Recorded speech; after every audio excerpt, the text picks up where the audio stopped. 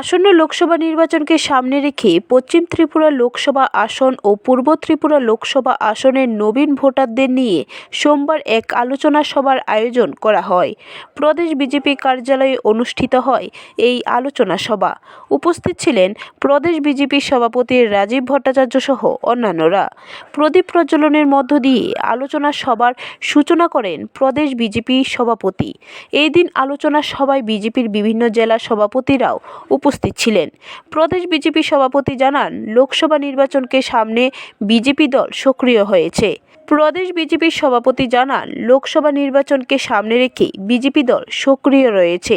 প্রদেশ বিজেপির লক্ষ্য দেশের বর্তমান প্রধানমন্ত্রীকে পুনরায় প্রধানমন্ত্রী করা। রাজ্যের 2টি লোকসভা আসনে বিজেপি প্রার্থীদের জয়ী করে নরেন্দ্র মোদীর হাতকে শক্তিশালী করা হবে।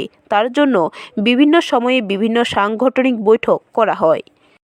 সামনে রেখে আমাদের যে সংগঠন ভারতীয় জনতা পার্টি ত্রিপুরা প্রদেশের যে সংগঠন, এই সংগঠন সদা সক্রিয়।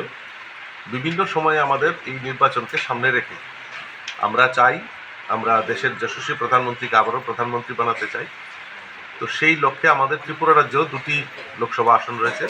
সেখানে ভারতীয় জনতা পার্টির প্রার্থীদেরকে বিপুল ভোটে জয়যুক্ত করে মোদিজির হাতকে শক্তিশালী করব।